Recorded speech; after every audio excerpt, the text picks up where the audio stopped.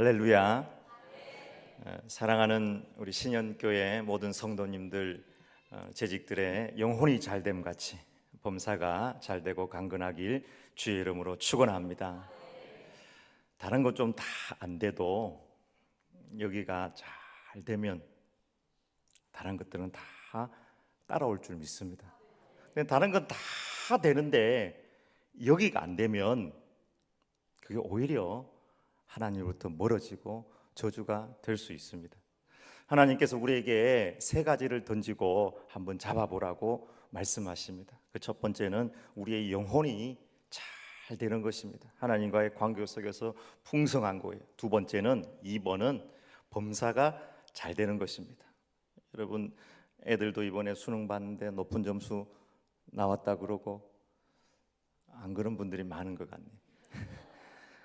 또 쌀, 보리, 조, 수수, 밀, 주식을 이렇게 해도 주식이 잘 되고 집을 사도 잘 되는 거, 범사가 잘 되는 거, 이거 2번입니다. 세 번째는 다 있어도 건강 없으면 안 되겠죠. 건강. 근데 조건은 하나만 잡아야 돼요. 하나만 먼저 잡으라.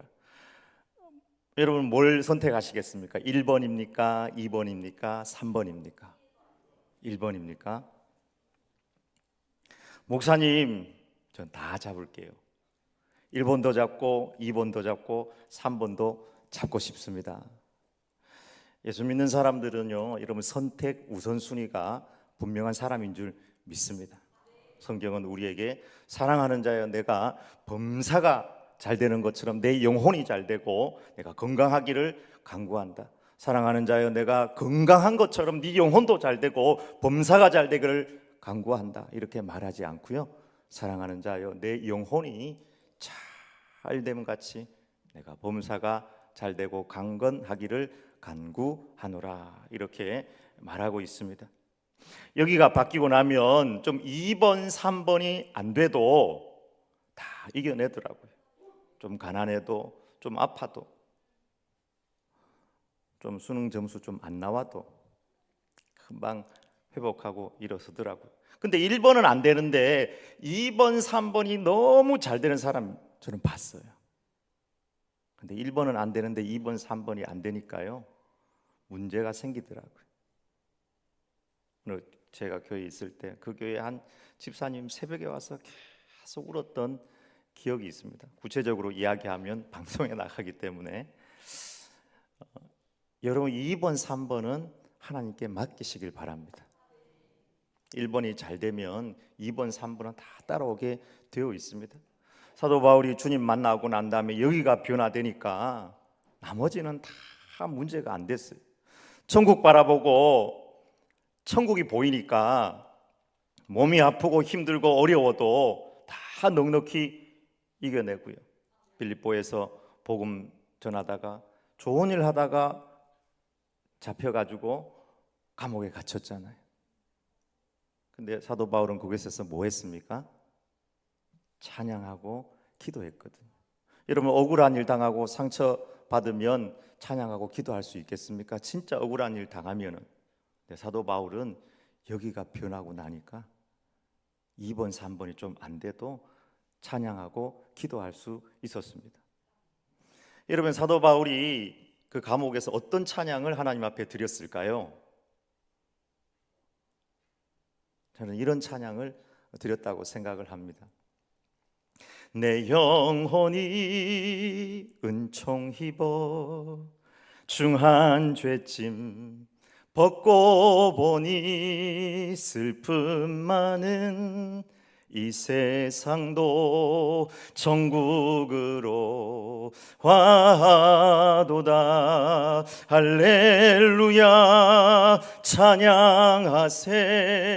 내 모든 죄 사함 받고 주 예수와 동행하니 그 어디나 하늘나라 저 멀리 배는 나의 시온성 오 거룩한 곳 아버지 집, 내 사모하는 집에 가고자 한밤을 세웠네.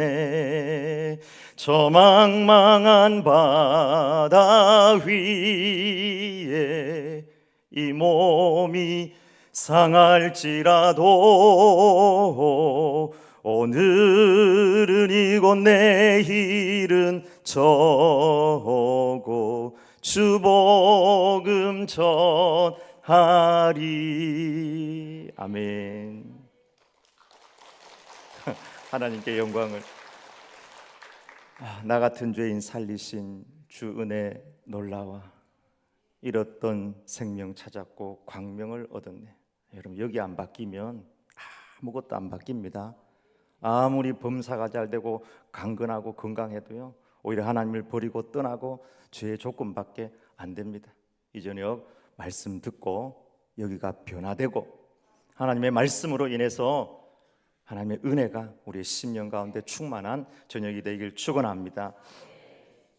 오늘 성경은 지혜로운 재직의 세 가지 오직에 대해서 말씀하고 있습니다. 첫 번째 지혜로운 재직의 오직은 세월을 아끼는 오직입니다.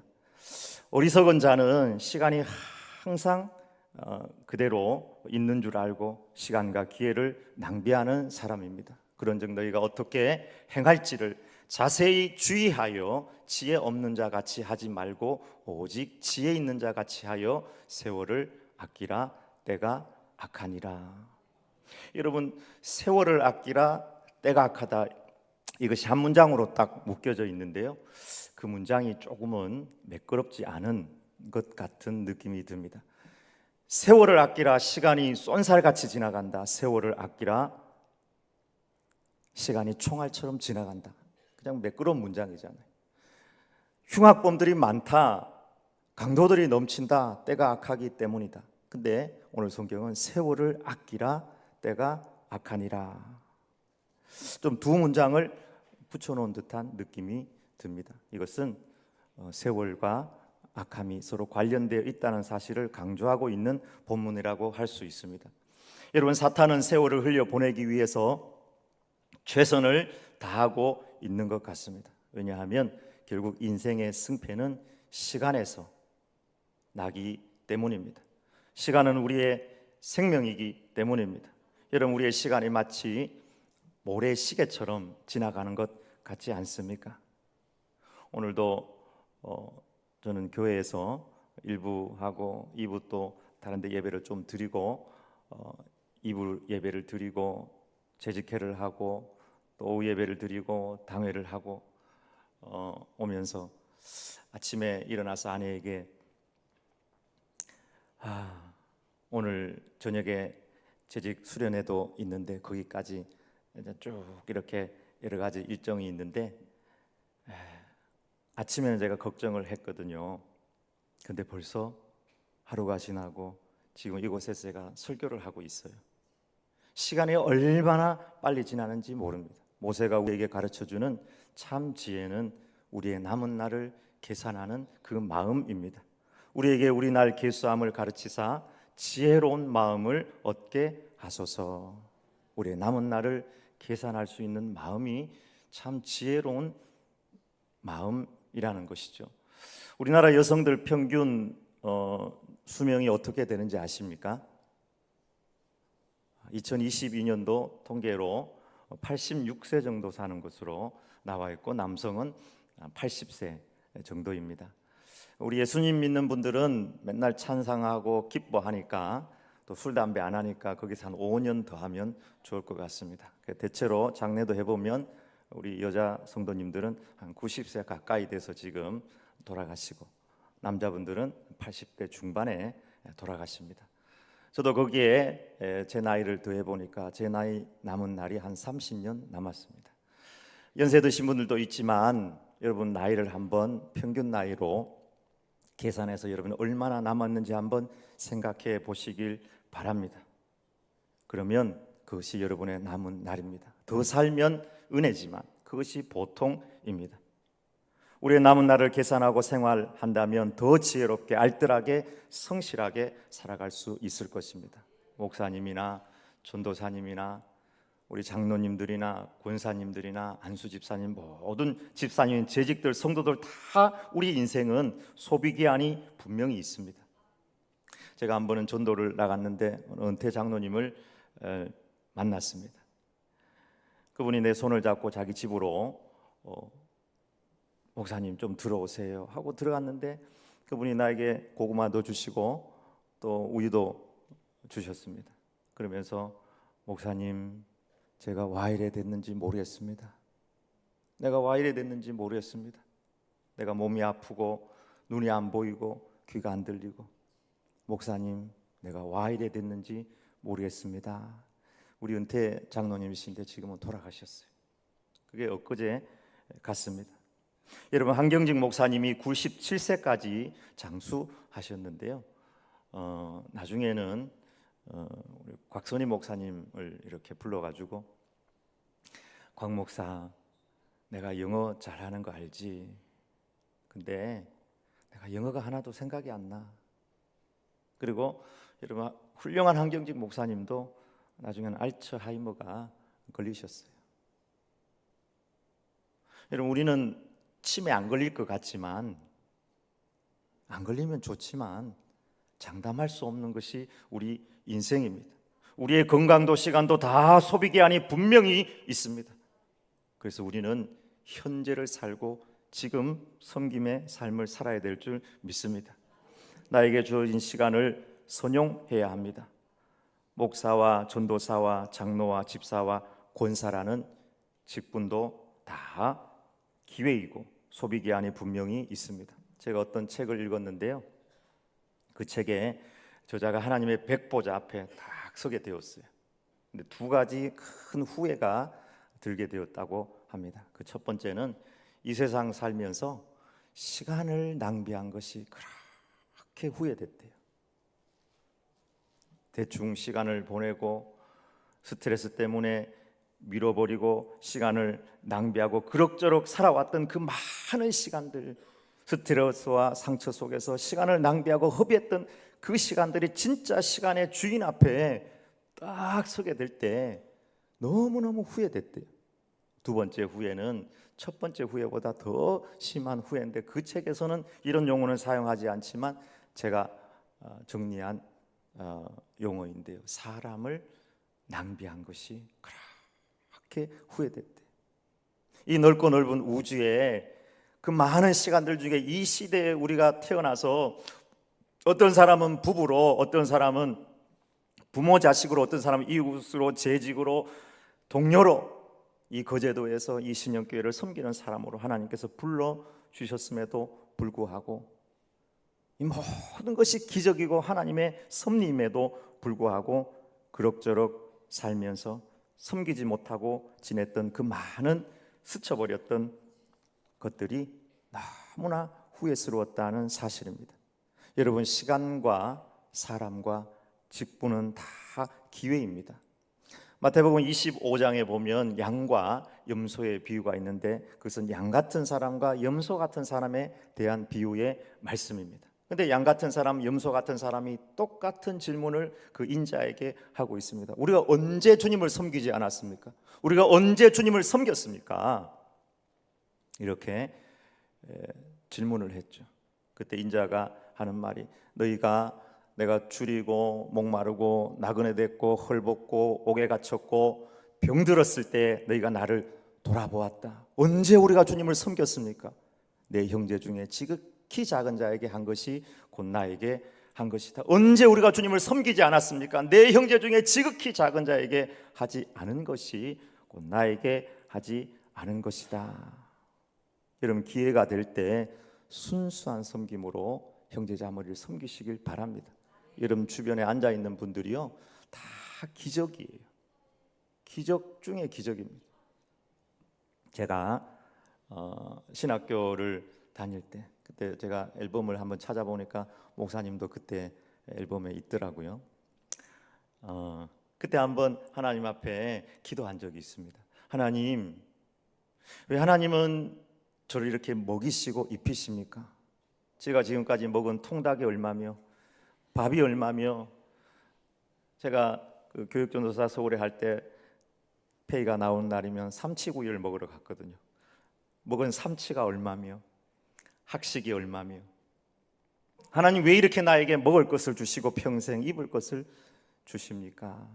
그렇게 기도해 본 적이 있습니다. 그때 하나님께서 한 번도 기억하지 못했던 한 장면을 제게 떠오르게 하였습니다. 그것은 한 20년 이상 된 기억인데요.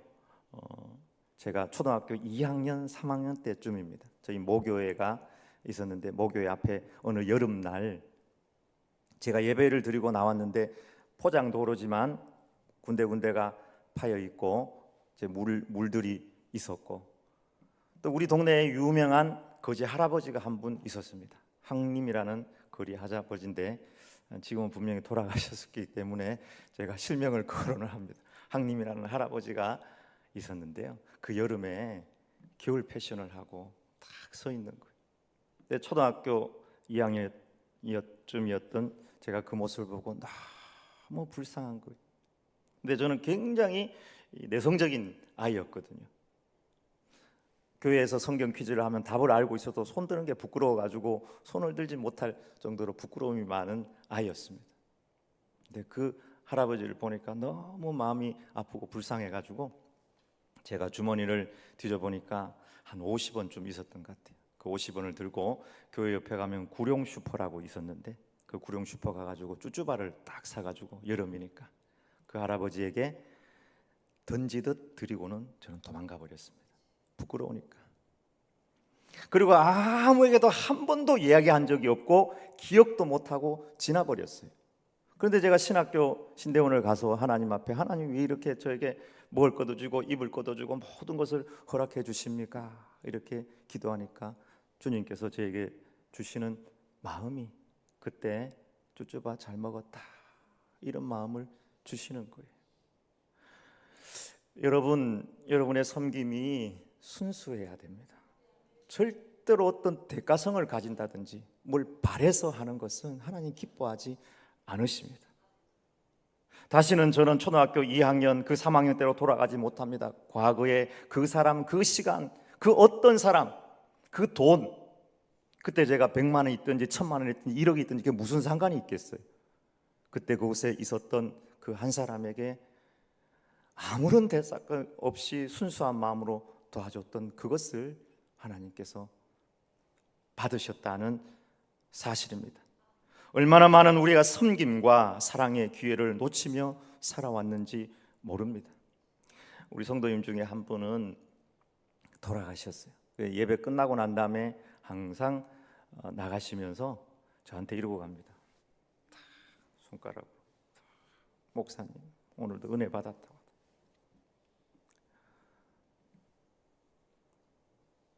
돌아가셨는데요, 그분이 예배 마치고 저 뒤에 서 있으면 항상 그건 저한테 어떤 것보다도 소중한 축복이었고 칭찬이었습니다. 여러분도 여러분 목사님에게 설교 끝나고 난 진심으로 그러고 갔어요. 목사님 이러고 갔다고. 여러분, 하나님은 매일매일 우리에게 새로운 기회를 허락하십니다. 아무런 대가성 없이 드리는 순전한 믿음의 헌신을 기뻐할 줄 믿습니다. 오늘 성경은 세월을 아끼라, 때가 악하다, 이 악하다는 의미는 흉악한 죄가 넘쳐난다, 그런 의미만을 의미하는 것이 아닙니다. 하나님을 떠난 모든 삶이 악하다는 것입니다. 예수님께서 노아와 소돔과 고모라 시대, 그 뒤에는 사사 시대, 2000년 전 이스라엘 시대까지 다 이어지지만 노아와 소돔과 고모라 시대를 예수님께서 그 특징을 설명할 때 그때는 먹고 마시고 시집가고 장가갔다고 이야기했습니다. 여러분, 먹고 마시고 시집가고 장가가는 게 나쁜 겁니까? 지금 먹고 마시고 시집가고 장가가세요, 얼마나 소비를 촉진시키고 장가가세요 시집가세요 합니까? 근데 그게 나쁜 겁니까? 근데 예수님께서 말씀하실 때 말세에 소돔과 고모라 같은 현상이 일어나는데 먹고 마시고 시집가고 장가갔다고 그랬거든요. 무엇을 말하는 것입니까? 하나님 없이, 성령님 없이 먹고 마시고 시집가고 장가가는 것은 악할 수 있다는 것입니다. 창조하신 하나님 없이 달려가는 세상 문화는 그것이 심지어 꽃 축제라 할지라도 추할 수 있다는 사실입니다. 왜냐하면 그것을 통해서 세월을 그냥 낭비해버리고 생명의 역사를 이룰 수 없기 때문입니다. 요즘 세상은 온통 축제로 가득한 듯합니다. 제가 살고 있는 대전은 짭짜리로 유명합니다. 짭짜리 아시죠, 여러분? 저는 짭짜리로 라면을 끓여 먹습니다. 짭짜리 칼국수를 지금 개발해 볼까 생각을 하고, 원래는 내년에는 짭짜리 비누를 개발해 볼까 이런 생각을 하고 있습니다. 짭짜리 축제가 유명하고, 또 우리 동네는 여기 거제도도 아마 벚꽃 축제가 아마 있을 거라고 생각하는데, 우리 동네도 삼십리 벚꽃 축제도 유명합니다. 우리 있는 그곳에서 약 30분 가면은 기장에는 멸치 축제가 있고, 어떤 동네는 쭈꾸미 축제가 있고, 어느 동네는 뭐 조개들이 모여 축제를 하고, 어디는 뭐 김밥도 축제를 하고, 병어도 축제를 하고, 서울에는 동성애자들도 모여가지고 축제를 하고, 온통 대한민국은 축제의 나라가 되었습니다. 또 얼마나 많은 사람들이 영상물에 빠져 있는지 모릅니다. 영화, 넷플릭스, 유튜브, 요즘에는 쇼츠에 중독된 사람들이 너무 많이 있습니다. 화장실 갈 때도 폰 들고 가고, 식탁 앞에서도 폰 들고 있고, 잠자리에서도 폰을 켜놓고, 꼭 간증하는 것 같아서 죄송합니다. 지하철을 타보면 19번 다 폰을 봅니다. 한 번은 104세 된 할아버지가 나와서 건강 이야기를 하는 줄 알았더니, 그 할아버지가 104세 된 할아버지가 일어나서 뭘 하는가 봤더니 할아버지도 폰을 보세요. 그 폰에 빠져 있는 거예요. 애도 어른도 다 스마트폰에 빠져 있습니다. 오늘 본문을 통해서 우리에게 주시는 하나님의 음성을 분명히 들으시길 바랍니다. 세월을 아끼라, 때가 악하니라. 지혜로운 재직은 시간과 기회와 사람을 결코 낭비하지 않습니다. 우리는 어떻게 보면 가장 긴박한 시대를 살아가고 있는지도 모릅니다. 마태복음 24장에 예수님께서 마지막 시대를 경고하신 그 경고의 내용들 하나하나를 따져보면 이 시대 그대로 다 적용이 되는 말씀들입니다.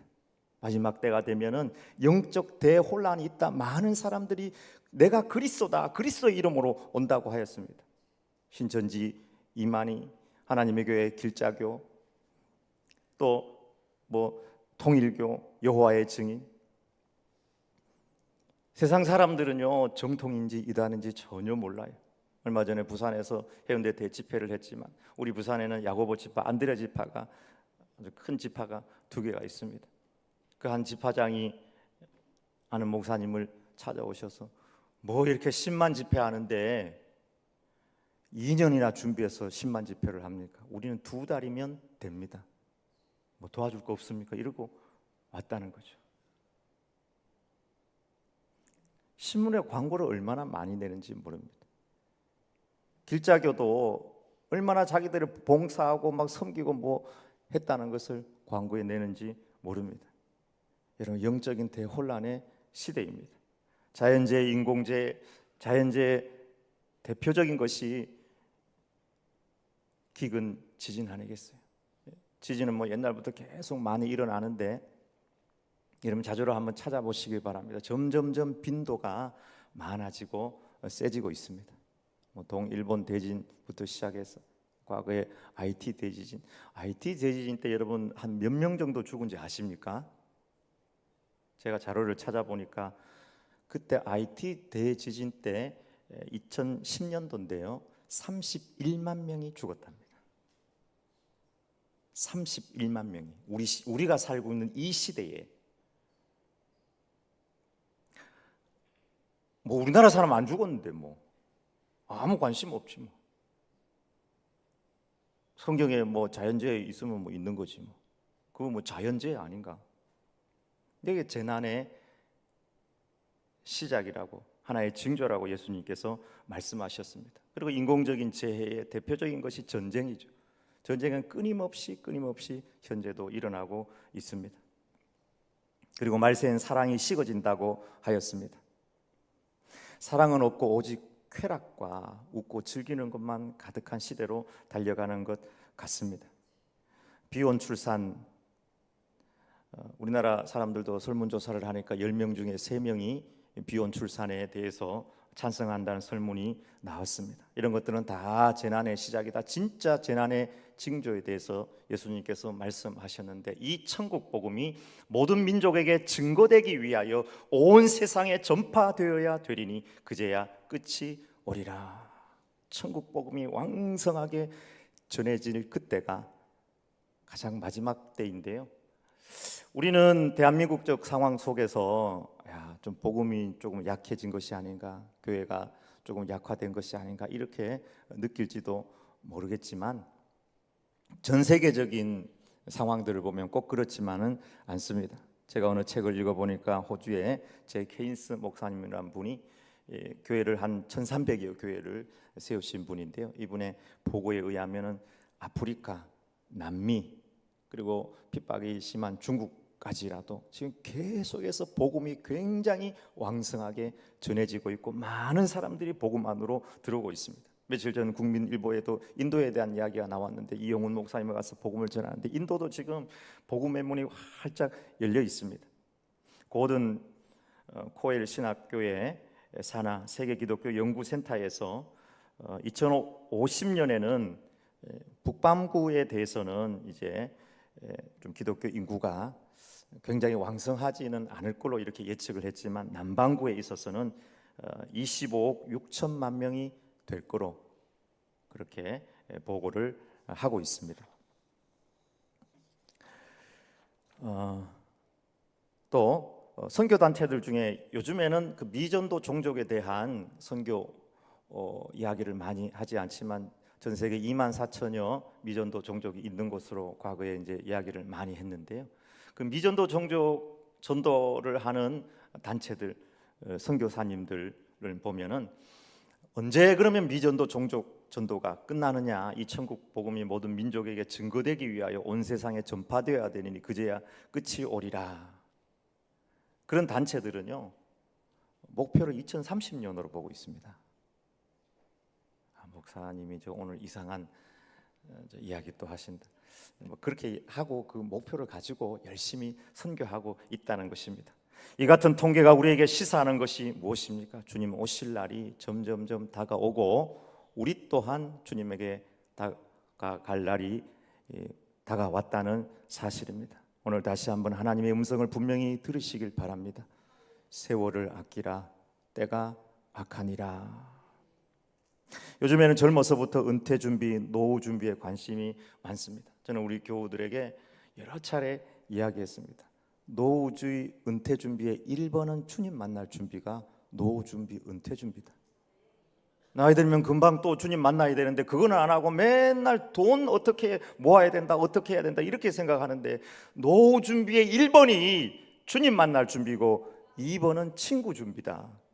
친구를 준비하려면은 교회 생활을 열심히 해야 된다. 선교회도 하고 전도회도 하고 구역도 열심히. 나중에 돈 있어봐야 친구 없으면 아무 소용 없다는 거죠. 커피 먹으러 자기 혼자 커피 마셔요? 우울해. 친구가 있어야 돼요. 세 번째는 건강이 있어야 된다. 건강. 그래서 노후 준비하는 사람은 돈이 아니라 지금 운동하셔야 됩니다. 지금. 오늘 저녁에도 가서 운동하고 주무시고 공도 차고. 마지막이 물질 준비예요. 1번이 주님 만날 준비입니다. 여러분은 어떤 모습으로 주님 앞에 서기를 기대하십니까? 주님 앞에 섰을 때 기쁨으로 주님을 맞이하며 만날 수 있겠습니까? 저는 가장 감동적인 재직이 있다면 전도하는 재직이라고 생각합니다. 제가 어디에서 전도대를 인도할 때 한 집사님이 헐레벌떡 뛰어왔습니다. 집사님 오셨네요. 목사님 늦어서 죄송합니다. 제가 오늘 아침에 우리 남편하고 대판 싸우고 부부 싸움하고 왔습니다. 부부 싸움하고도 오셨네요. 목사님, 부부 싸움은 부부 싸움이고 전도는 전도죠 하면서 들어가서 그날 전도 열심히 하고 돌아갔습니다. 그리고 저녁에는 어떻게 됐을까요? 그 전도한 힘으로, 능력으로 남편하고 화해하고 또 잘 살았습니다. 세월을 아껴 항상 전도하는 재직들이 되시길 주의 이름으로 축원합니다. 두 번째 지혜로운 재직은 내 뜻이 아니라 오직 주의 뜻을 따라가는 재직들입니다. 그러므로 어리석은 자가 되지 말고 오직 주의 뜻이 무엇인가 이해하라. 어리석은 자는 자기 뜻을 따라 사는 사람들입니다. 세상에서는 나름 자기 뜻을 가지고 한가닥 펼치고 살아가는 사람들이 많이 있습니다. 북한의 김일성, 김정일, 김정은은 자기 뜻을 가지고 살아서 북한에서는 그렇게 인정받고 마치 신처럼 추앙받지만 북한 외에 다른 곳에서 인정해주는 나라가 거의 없습니다. 신천지 이만희는 이단을 만들어서 그곳에서 왕노릇하지만 우리가 보기에는 그냥 이단의 교주에 지나지 않습니다. 그것이 자기 뜻이라고 생각하고 달려가고 있는 것입니다. 여러분, 왜 자기 뜻을 따라 살면 어리석은 삶이 되겠습니까? 자기의 의지와 뜻이 있으면 좋은 것 아닙니까? 일론 머스크 자기 생각 가지고 자기 의지를 가지고 돈을 만들고 또 앞으로 어떤 것을 하겠다고 이렇게 살면 훌륭한 것 아닙니까? 트럼프가 왜 당선된지 아십니까? 헬렐레 하지 아니하고 이민자들, 외국에서 온 이민자들 다 쫓아내고 우리 고용을 확대하고 관세에 폭탄을 매기고 여러분이 잘 살 수 있도록 나는 만들 것입니다. 이렇게 분명하게 자기 뜻을 펼치니까 미국 사람들도 찍어주는 거 아닙니까? 자기 뜻을 가지고 살면 훌륭하고 멋진 것 아닙니까? 여러분, 성공하지 말고 의지를 가지지 말라는 것이 아니라 가장 중요한 것은 심판주 하나님께서 인정하는 삶을 살아야 된다는 말씀입니다.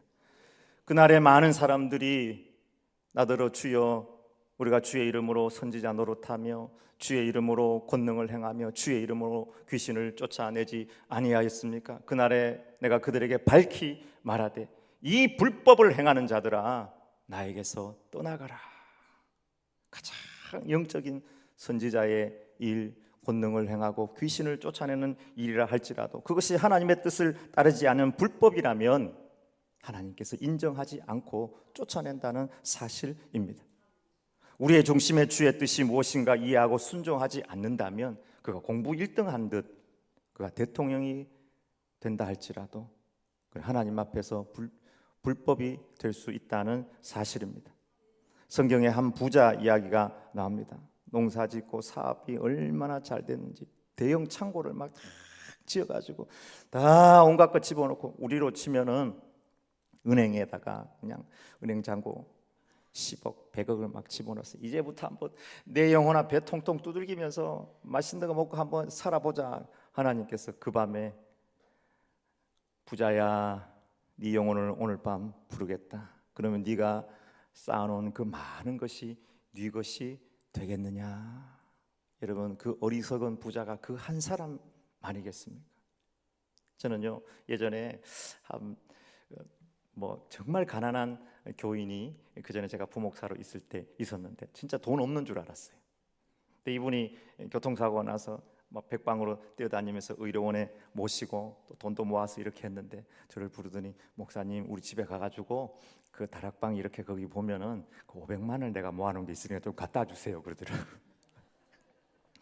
아무리 가난한 자도 제가 보니까 쌈짓돈을 가지고 있고요 다 뭔가를 모아놓은 게 있어요. 어리석은 부자처럼 사용할 줄 몰라요. 그리고는 다른 사람 보고 저 사람은 사용할 줄 모르는 노랭이래. 난 너무 많이 봤어요. 부자가 되고 성공하고 좋은 대학 가는 것보다 100배 더 중요한 것은 하나님의 뜻입니다. 우리 모든 성도들, 우리 재직들은 내 꿈을 하나님 앞에 강요하는 것이 아니라 나를 향한 주님의 뜻을 하나님 앞에 꼭 구하시길 바랍니다. 그럴 때 하나님께서 일을 하고 사용하기 시작합니다. 요나가 하나님의 뜻을 던져버렸을 때 하나님도 요나를 던져버렸어요. 요나가 던짐받았을 때 물고기 뱃속에 들어가지고 바다 밑바닥까지 떨어졌는데 그곳에서 다시 한번 성전을 바라보며 하나님을 바라보며 헛된 것들, 우상 섬기는 것들 다 던져버리고 하나님의 뜻을 구하였습니다. 주님, 내가 소원을 갚겠습니다. 그러니까 홍해는 물론 밑에도 갈라졌지만 가로로 쫙 갈라졌잖아요. 요나는 세로로 갈라졌어요. 밑에서부터 위로 쫙 갈라지는 거예요. 주님의 뜻을 붙잡을 때. 저도 목회하면서 그런 생각도 듭니다. 목회를 위한 목회를 나는 하고 있지 않는가? 주님의 뜻이 아니라 밑에서 위로 뚫리려면 주님의 뜻을 붙잡아야 됩니다. 우리를 향한 주님의 뜻은 성경에 분명히 기록되어 있습니다. 그 첫 번째는 사랑 세 계명을 행하는 것입니다. 다 있어도 사랑 없으면 꽝입니다, 여러분. 제 말이 아니고 성경에 나오죠. 내가 사람의 영광과 천사의 말을 할지라도 사랑이 없으면 소리나는 구리와 울리는 꽹과리가 되며, 내가 예언하는 능력이 있어 모든 비밀과 모든 지식을 알고 또 산을 옮길 만한 모든 믿음이 있을지라도 사랑이 없으면 내가 아무것도 아니요, 내가 내게 있는 모든 것으로 구제하고 또 내 몸을 불사르게 내줄지라도 사랑이 없으면 내게 아무 유익이 없느니라. 사랑은 오래 참고 사랑은 온유하며 시기하지 아니하며 사랑은 자랑하지 아니하며 교만하지 아니하며 무례히 행하지 아니하며 자기의 유익을 구하지 아니하며 성내지 아니하며.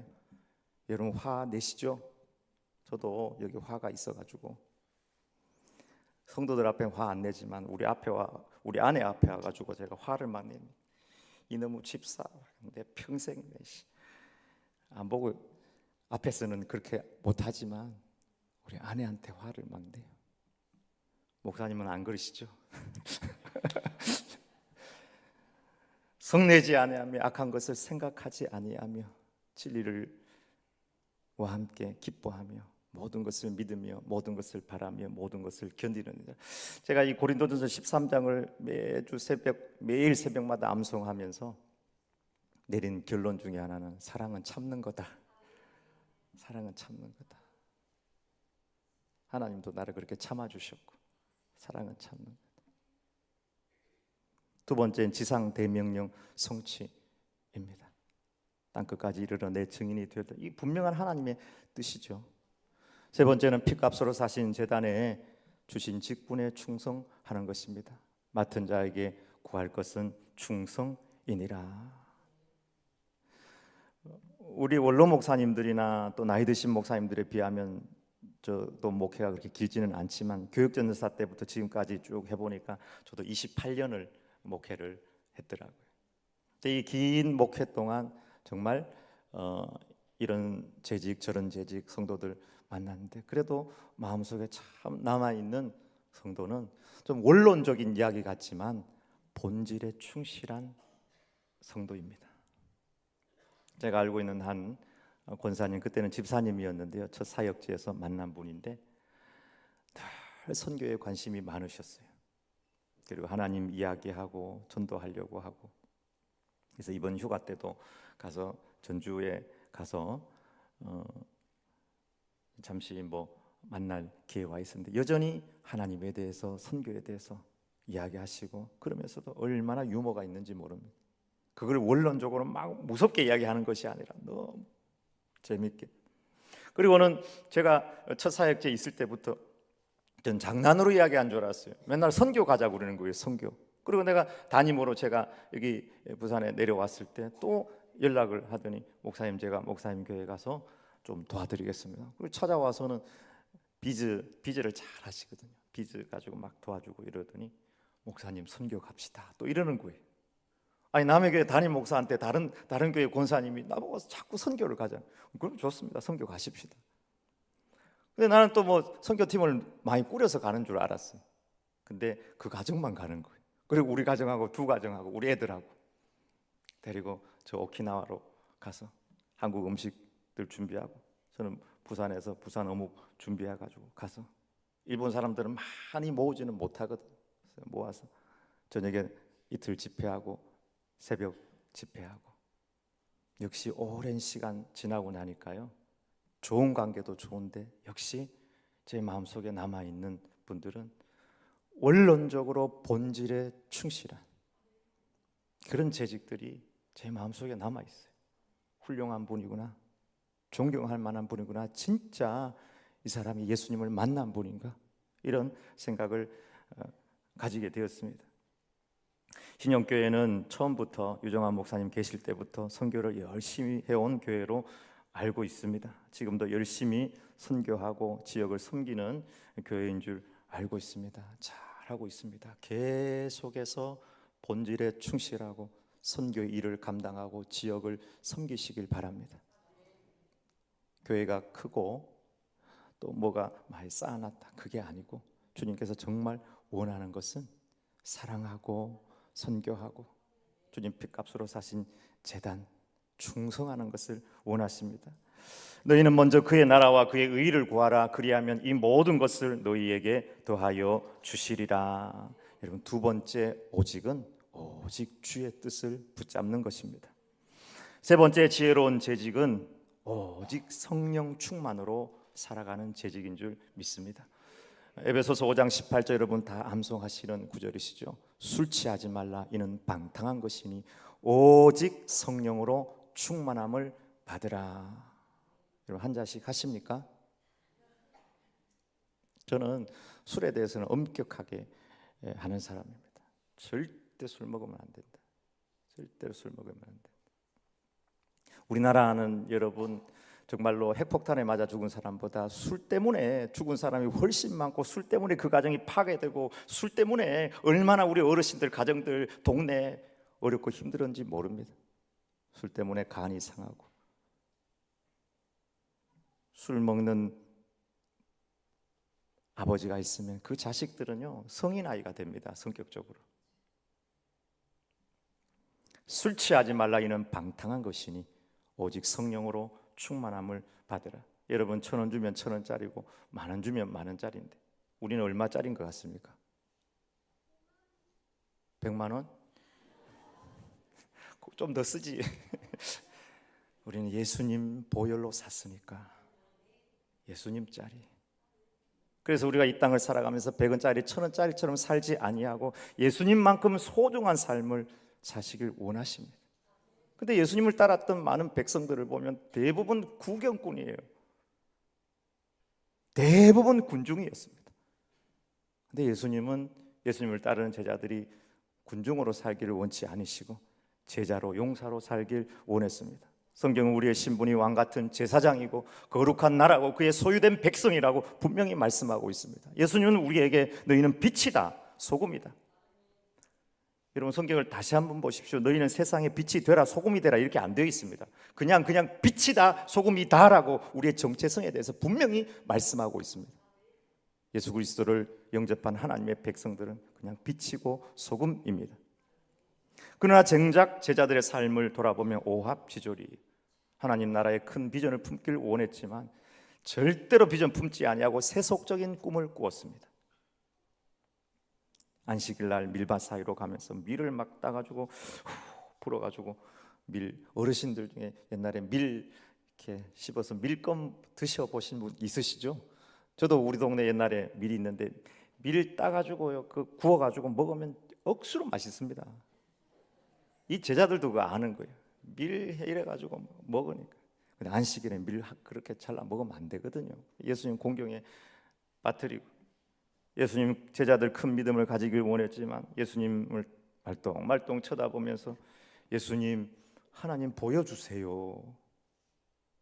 나와 하나님은 하나고 나를 보았으면 주님 하나님을 본 거다.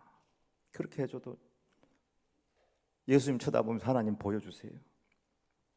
우리 경상도 말로 헛배짱 확 뒤집혀지는 경우가 한두 번이 아니었습니다. 그럼에도 불구하고 예수님은 제자들을 결코 포기하지 않았습니다. Jesus Christ never give up his disciples. 여러분 주변에 속 뒤집는 사람들이 있습니까? 포기하지 말길 바랍니다. 목회를 해보니까 속이 많이 뒤집힙니다.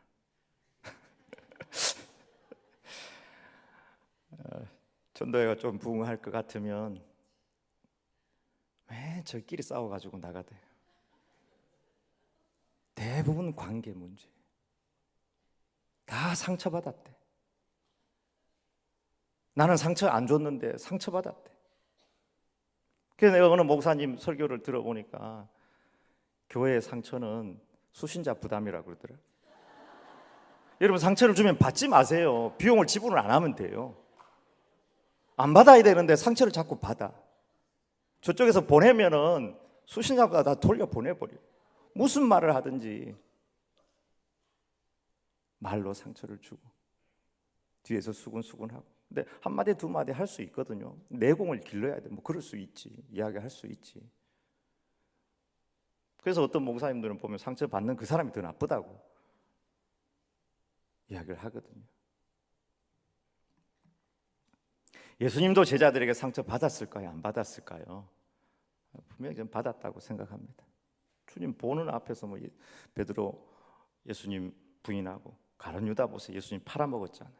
정면에서 부인하고 팔아먹어도 예수님 포기하지 않아요. 그리고는 베드로, 가룟 유다는 끝나버렸으니까 어떻게 해요? 죽으면 안 되는데. 베드로나 가룟 유다는 어떻게 보면 영적으로는 똑같은데 베드로는 용기를 내 살았거든요. 그러니까 예수님 찾아오신 거예요. 갈릴리 바닷가에서 주님은 시몬에게 물으셨네. 사랑하는 시몬아, 넌 날 사랑하느냐? 오 주님, 주님만이 아십니다. 베드로 세워주는 거예요. 상처도 닦아주시고 사명도 새로 주시고 그 안에 십자가도 새로 세워주셨습니다. 여러분, 여러분에게 한번 묻습니다. 예수님은 도대체 무엇을 믿었기 때문에 그렇게 포기하지 않고 제자들을 끝까지 양육할 수 있었을까요? 친구가 필요했습니까? 비서가 필요했습니까? 도대체 무엇을 믿었기 때문에? 대답해 보세요. 예수님은 도대체 무엇을 믿고 의지했기 때문에 그 오합지졸 같은 제자들, 배신한 제자들 끝까지 포기하지 않을 수 있었을까? 성령 하나님입니다. 성령 하나님. 내가 상처 준 그 사람 변화시키겠습니까? 절대로 안 변합니다, 여러분. 그럼 나는 그 사람 입장에서 변할까요? 나도 안 변합니다. 우리의 희망은 오직 하나님, 성령님. 그렇기 때문에 예수님께서 성령님께서 너에게 오시면 너희를 인도해 주실 것이다. 성령님께서 오시면 너희에게 모든 것을 가르쳐 주실 것이다. 능력을 주실 것이다. 내가 오히려 너희를 떠나는 것이 너희에게 유익하다. 예수님에게는 꿈이 있었습니다. 그러나 하나님 아버지께서 허락하신 꿈, 자기 몸을 갈기갈기 찢어서 자기를 바치면서까지 이루고 싶은 그 꿈, 그 꿈을 어떻게 오합지졸 제자들에게 물려주셨는가? 그 대답은 딱 하나입니다. 예수님은 성령 하나님을 믿었습니다. 그렇기 때문에 예루살렘을 떠나지 말아라. 부활하시고도 제자들을 찾아오셔서 성령을 받으라 말씀하셨습니다. 마지막 승천하는 그 순간에도 오직, 오늘 본문하고 똑같아요. 오직 성령이 너희에게 임하시면 너희가 권능을 받고 예루살렘과 유대와 사마리아와 땅끝까지 이르러 내 증인이 될 것이라 하셨습니다. 맞습니다. 예수님께서 원했던 제자의 삶의 가장 우선순위는 성령 충만입니다. 성령 충만은 성령님으로 우리의 마음과 우리의 영혼을 가득 채우는 것입니다. 마치 그런 빈 그릇에 물을 채우는 것과 같습니다. 그래 채우고 또 채우고 또 채우면 흘러 넘칩니다. 여러분, 성령 충만한 사람들 주변에 있으면 영향을 받죠. 이렇게 성령 충만하면 오늘 본문을 계속 읽으면 나와요. 시와 찬송과 신령한 노래들로 서로 화답하며 너희 마음으로 주께 노래하며 찬송하며 하나님을 찬양합니다. 옛날에 제가 읽었던 책, 여러분도 아마 읽어봤을 텐데, 하늘에 속한 사람들, 그 책에도 보니까 그 주인공이 윈 형제가 찬송가를 많이 했더라고요. 성령 충만한 사람들은 여러분 찬송을 합니다. 저희도 원래 찬송가 전곡 부르기 대회를 했거든요. 사순절 시작하면서 6월달까지 찬송가 1장에서 끝장까지 전곡 부르기 대회를 했어요. 근데 교인들은 굉장히 은혜를 받고, 또 한 권사님은 다 끝났는데도 그분은 이제 성경을 많이 읽으시는 분인데 찬송가가 이렇게 좋은지 몰랐다는 거예요.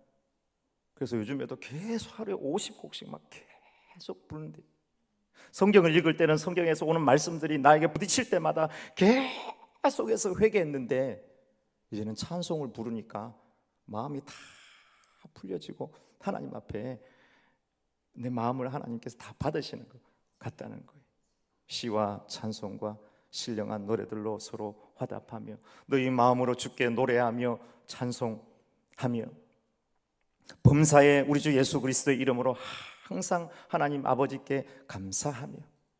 여러분, 성령 충만한 자들은 감사합니다. 감사. 시간이 많지 않기 때문에 할 얘기는 많지만 감사해요. 그 다음에 그리스도를 경외함으로 피차 복종하는 줄 믿습니다. 여기 보면 그리스도를 경외함으로, 목사도 하나님을 두려워하고 무서워하고, 장로님도 하나님을 무서워하고 두려워하고 경외하고 사랑하고, 그러면서 피차 복종한다, 순종한다. 안수 집사님만 장로님께 순종하는 것이 아니고 장로님도 안수 집사님께 순종하고, 목사님도 장로님께 순종하고 장로님도 목사님께 순종하고. 왜? 교회의 머리는 그리스도시기 때문에 그리스도를 경외함으로 피차 복종한다고 하였습니다. 성령 충만하면 그런 열매를 맺게 되어 있습니다. 영적인 원리로 보면 성령님으로 채워지지 아니하면 다른 것으로 채워집니다. 우울로 채워지고 상처로 채워지고 슬픔으로 채워지고 세상이 여기 안에 다 들어오게 됩니다. 그래서 오직 오늘 성경은 분명히 말씀하고 있습니다. 술 취하지 말라, 이는 방탕한 것이니 오직 성령으로 충만함을 받으라. 우리는 이 오직이란 단어를 너무 쉽게 생각을 합니다. 오직 성령이 너에게 임하실 때 할 때도 그 오직을 너무 쉽게 생각을 하는 거예요. 성령 받는 것을 무슨 옵션 정도로 생각을 합니다. 옵션이 아니고 필수입니다. 어떤 이는 성령 충만이 아니라 다른 것으로 충만해 살아갑니다. 대표적인 것이 돈입니다. 돈. 건드리면 돈이 나와요. 여러분, 저 한번 건드려 보세요. 돈. 저도 조그마하게 건축을 했기 때문에 아직 건축 빚이 좀 있어서 돈 여기 안에 있어요. 목사도 그런데 범사에 돈이 필요한 여러분, 왜 돈이 안 나오겠어요? 예쁜 꽃을 보아도 돈. 우리 대저에는 짭짜리도 유명한데요, 우리 대저는 유채꽃이 또 유명합니다. 넓은 들에 막 유채꽃이 피어 있는데, 이 돈이 들어가 있는 사람은 저게 얼마짜리인데 저런 유채꽃 가지고 이 넓은 땅을 낭비하느냐. 여러분, 서울에 지금 보니까 고흐, 반고흐 전시회를 하대요. 아십니까 여러분? 반고흐. 이 부산에서도 이제 고흐하고 몇 가지 전시를 했는데, 얼마 전에 서울에서 이제 반고흐 오리지널 작품들이 왔다는데, 제가 그 기사를 읽어 보니까 그 고흐 작품 전체 지금 와 있는 게 한 1조 정도 가치가 된대요. 1조. 그래야지 와 하지. 하여튼 뭐 예술 작품을 보든지 뭐 꽃을 보든지 나무를 보든지 뭐 건물을 보든지 다 돈으로 가득 차. 부부가 앉아가지고 교회에 앉아가지고도 계속 돈 이야기. 교회도 돈 있어야 돼. 전도해 보니까 어른들이, 어떤 동네 아주 할머니들이 그래요. 교회도 돈 있어야 나가죠. 돈이 있어야지 목회하지. 여러분들 100% 거짓말입니다. 왜요? 예수님 돈 가지고 사역 안 했잖아요. 사도 바울 돈 가지고 사역 안 했잖아요. 베드로 다 성령 충만으로 사역한 것입니다. 현대인들은 또한 무엇으로 충만합니까? 제가 보기에는 얼마나 건강에 관심이 많은지 모릅니다. 맨날 좋은 거랑 좋은 건 다 먹어요. 쭈꾸미가 좋다 그러면 그 다음날 쭈꾸미가 동나고, 흑객차가 좋다, 무슨 노니가 좋다, 베리가 좋다, 무슨 M&M이 좋다. M&M 아십니까? 그래서 평생 건강 책 읽고 건강 영상 찾아보고 건강 음식 챙겨 먹다가 건강하게 살다 죽었다. 잘 먹고 잘 살다 갔다. 하나님 앞에 가서 무슨 이야기 하려고? 하나님 앞에서. 오늘 성경에 나오는 오직 성령으로 충만함을 받으라는 이 오직이란 단어에 주목할 필요가 있습니다. 이 오직이란 단어는 대체 불가하다는 말씀입니다. 다른 어떤 것도 이것 다음이 돼야 된다는 거예요. 우리의 건강도, 우리의 취미 생활도, 돈도, 물질도 분명 필요합니다. 다 성령 충만 뒤에 따라와야 된다는 것이죠. 심지어 목회조차도. 조영기 목사님 간증을 들어보니까 천막교회 해가지고 막 이제 전도하고 해서 사람들은 오나 봤더니 여름에 비는 막 내리는데 천막교회 사람들은 오나 기다렸는데 사람들은 안 오고 그 밑에 개구리만 소복히 모여가지고 개굴 했다는 것이죠. 어떻게 하면 좋겠습니까? 최자실 전도사님, 장모님이죠. 어떻게 하면 좋겠습니까? 성령의 충만함을 받으십시오. 삼각산에 올라가가지고 옛날에는 소나무 뿌리 들고 잡고 기도했죠. 불러 기도했는데 막 하늘에서 뜨거움이 내려오고 회개가 나오고, 그리고 내려와서 똑같이 목회를 하는데, 똑같이 설교를 하는데, 똑같이 한 것 같은데 역사가 일어나기 시작했다는 것이죠. 성령님께서 말씀해 주시고, 성령님께서 치유해 주시고, 성령님께서 믿음을 주시고, 성령님께서 화해시켜 주시고, 성령님께서 길을 열어 주셨다는 사실입니다. 여러분, 우리는 아무것도 아닙니다. 내 지식과 내 능력으로 무슨 선교를 하고 어떻게 사람을 변화시키겠습니까? 선교지는 우리가 갈 수 있습니다. 물질을 모아가지고 사람들을 모을 수도 있습니다. 그럼 어떻게 우리가 사람을 변화시킵니까? 누구를 구원합니까? 여러분이 구원할 수 있습니까? 그 사람 마음을 변화시킬 수 있습니까? 뭘 갖다 줄 수는 있죠. 사람 모을 수는 있죠. 그러나 결국 그를 구원하고 인도하는 것은 성령님께서 하시는 것입니다. 그렇기 때문에 선교를 하든 사랑을 하든 뭔가 충성을 하든 가장 우선은 내가 여기가 변하고 성령 충만 받아야지 뭐든지 할 수 있습니다. 봉사할 수 있죠. 성령님 없이 해봐요. 다 육체 열매 맺어요. 우리가 시간이 지나고 주님을 만날 때 기쁨으로 주님을 만날 수 있는 유일한 길은 오직 성령 충만인 줄 믿습니다. 예수님도 이 땅 살아갈 때 성령님으로 잉태되어 나셨고, 세례받을 때 성령님으로 충만함을 받았고, 귀신을 쫓아낼 때도 성령의 권능으로 쫓아내셨습니다. 사도행전 10장 38절에 하나님이 나사렛 예수에게 성령과 능력을 기름 붓듯 하셨으며 그가 두루 다니시며 선한 일을 행하고, 예수님에게도요 성령을 기름 붓듯이 부어주셨다고 그랬고, 예수님 첫 설교할 때도 주의 성령이 내게 임하셨으니 그 본문을 가지고 설교하셨습니다. 다른 거 가지고 자꾸 뭐 하려고 그러면은 인간적인 육체 열매밖에 안 맺어집니다. 그래서 오늘 성경은 오직 성령 충만으로, 우리 모든 제자는, 재직들은 다 주님의 제자입니다. 성령 충만을 필수로 받아야 될 줄 믿습니다. 여러분에게 묻습니다. 여러분은 성령 충만하십니까?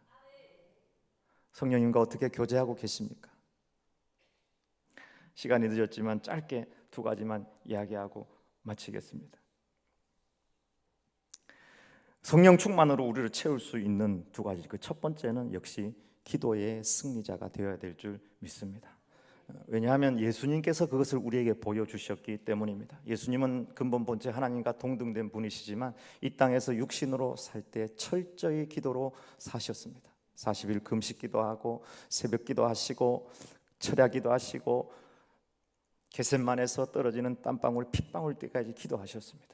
성경에 많은 기도의 모범자들이 있고 정말 열심히 기도한 분들이 있습니다. 간절한 기도, 요나의 기도, 물고기 뱃속에서 정말 하나님을 향하여 최선을 다한 기도도 있습니다. 다니엘 기도, 사자굴을 앞에 놓고 하나님을 향하여 기도했고 사자굴 안에서도 기도했을 수도 있을 것입니다. 엘리야 불이 떨어지길 위하여 기도하고 비가 내리길 위하여 기도할 때 그 머리가 이 무릎 사이에 들어가서 기도했다고 그랬죠. 근데 예수님이 저는 가장 애절하게 기도했다고 생각을 합니다. 누가복음을 보니까 예수께서 힘쓰고 애써 더욱 간절히 기도하시더니 떨어지는 땀방울이 핏방울 같이 되더라. 성경 어디에 기도에 대해서 이렇게 표현되어 있는 곳이 없습니다. 힘쓰고 애써 더욱 간절히 기도하시더니 떨어지는 땀방울이 핏방울 같이 되더라. 하나님인 예수님조차도 이 땅에서 사역하실 때 기도하면서 하나님의 뜻을 붙들고 성령 충만으로 사역하셨다면 우리는 어떻겠습니까?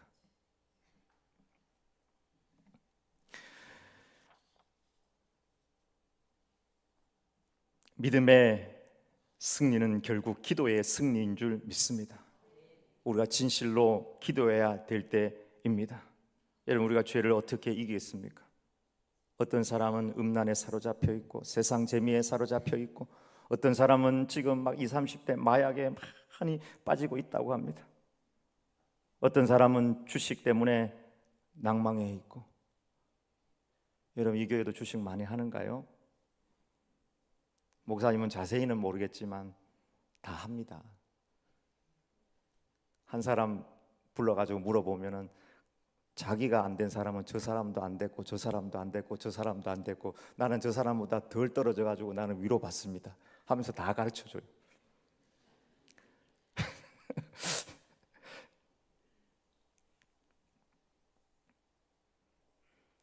주식 때문에 낭망했고 교인에게 상처받고 저 재직 보기 싫어가지고 나 상처받았다. 어떻게 우리가 죄를 이기고 상처를 이기고 하나님의 비전을 향하여 달려갈 수가 있겠습니까? 기도 외에는 이런 일가 나갈 수 없습니다. 땀이 떨어지는 피가 되는 기도. 기도 안 하거든요. 우리도 하도 기도를 안 해가지고 예수님께서 1시간도 나와 깨어 있을 수 없더냐. 그래서 진짜로 영어 찾아보니까 1hour이라고 돼 있대. 1hour. 1시간도 깨어 있을 수 없더냐. 그래서 우리도 그냥 1시간 돌파 기도회를 만들었어요. 그래서 무조건 1시간 기도. 설교는 아주 짧게 하고 1시간 기도. 새벽 기도 하도 안 나와가지고 출석부를 내가 만들었어요. 그래도 안 나오대. 출석부를 만들어.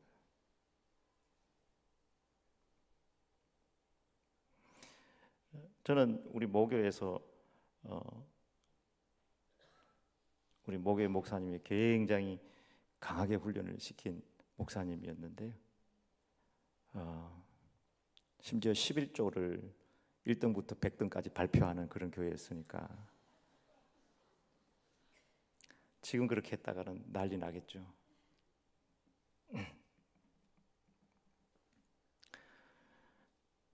그때 목사님이 그런 얘기 하셨어요.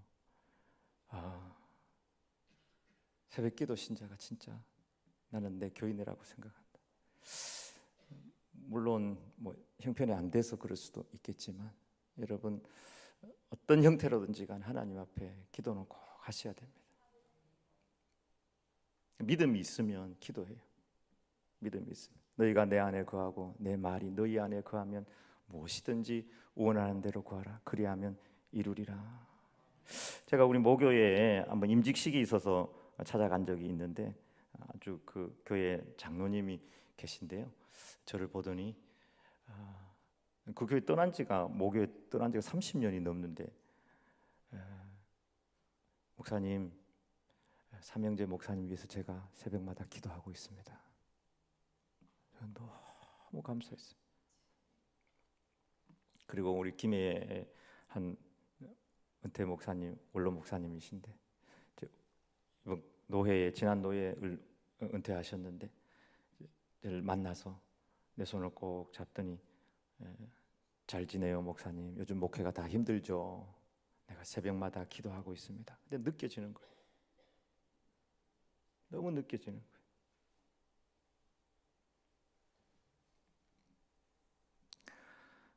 여러분 기도의 통로가 활짝 열려지기를 주의 이름으로 축복합니다. 두 번째, 성령 충만은 말씀을 통하여만 가능합니다. 이 말을 할 때 성령이 말씀 듣는 모든 사람에게 내려오시니 예수님은 거의 말씀을 암송을 많이 하셨어요. 사단을 쫓아낼 때도 거의 기록되었으되 사람이 떡으로만 살 것이 아니요 하나님의 입으로 나오는 모든 말씀으로 살 것이니라. 기록되었으되 주 너희 하나님을 시험치 말라. 기록되었으되 주 너희 하나님께 경배하고 다만 그를 섬기라 하였느니라. 이 말씀을 암송하고 예수님이 예수님으로 이렇게 존경받았던 이유 중에 하나는 역시 랍비로 말씀을 붙드셨기 때문입니다. 여러분 종합하면은 결국 성령 충만은 기도와 말씀 가운데 성령님과 교제하는 영성 생활입니다. 매일 기도와 말씀 가운데 성령님의 음성을 듣고 순종하는 삶을 사시길 바랍니다. 우리 속에, 아니 내 속에 예수의 영 거룩한 보혜사가 계십니다. 너희가 하나님의 성전인 것과 하나님의 성령이 너희 안에 거하시는 것을 알지 못하느냐. 우리가 얼마나 성령님의 마음을 아프게 했습니까? 이제 과거에 성령 충만하지 못했던 그 시간과 내 뜻과 삶을 던지고 성령 하나님께 집중하는 재직들이 되기를 바랍니다. 매일 말씀을 읽고 큐티하고 성령의 음성에 귀를 기울이고 나를 변화시키는 간절한 기도로 주의 뜻에 순종하십시오. 전도는 하나님의 뜻입니다.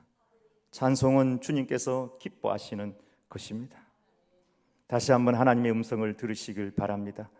술 취하지 말라. 이는 방탕한 것이니 오직 성령으로 충만함을 받으라.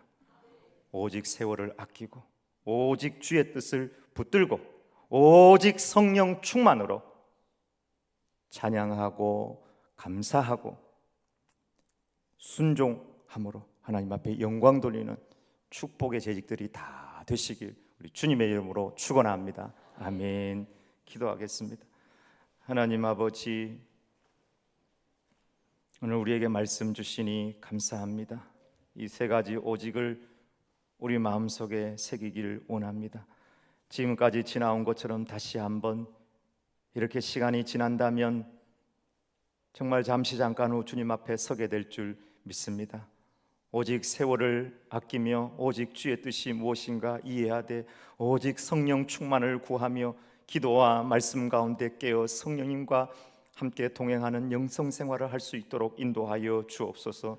찬양의 사람이 되게 하시고 감사의 사람이 될 수 있도록 인도하여 주시옵소서. 전도의 사람이 되게 하시고 순종의 사람이 될 수 있도록 인도하여 주옵소서.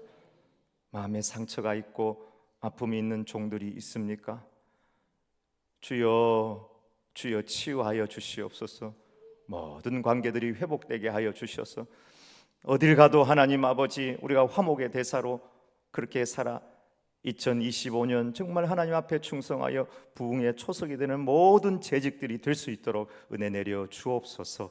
예수님의 이름으로 기도 올리옵나이다. 아멘.